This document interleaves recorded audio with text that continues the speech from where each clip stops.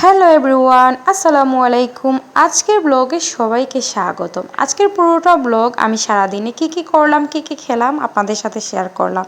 অবশ্যই পুরো ভিডিওর সাথে থাকবেন, ভালো লাগবে। সকালের নাস্তা হিসেবে তৈরি করেছিলাম পছন্দের ডিম পোচ, তারপর রুটি, পরোটা আর পছন্দের রং চা।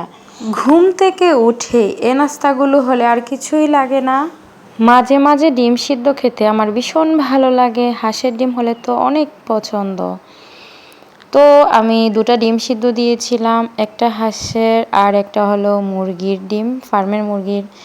তো হাঁসের ডিমের কুসুমটা দেখতে খুবই লোভনীয় হয়েছিল। এভাবে হাফ বয়েল ডিম খেতে আমার ভীষণ ভালো লাগে।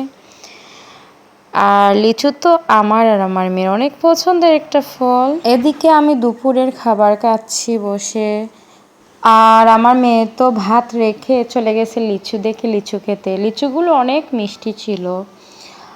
তারপর সন্ধ্যার নাস্তায় আমি রং চা বিস্কিট দিয়ে খেয়েছি, তারপর চানাচুর। মানে বাসায় আজাইরা থাকলে মন শুধু খেয়েই করে আর কি, এই অবস্থা। তো মা মেয়ে মিলে চানাচুর খাচ্ছিলাম। আর রাতে খাওয়ার পর খেয়েছিলাম পছন্দের কাঁঠাল।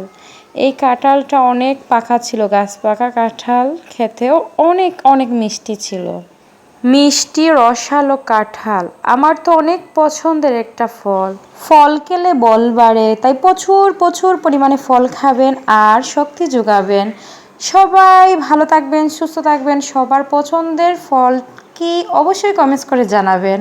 আল্লাহ হাফেজ, tata, bye bye and take care. আমি আজকের ব্লগটা এখানেই শেষ করলাম। দেখা হবে নেক্সট ব্লগে।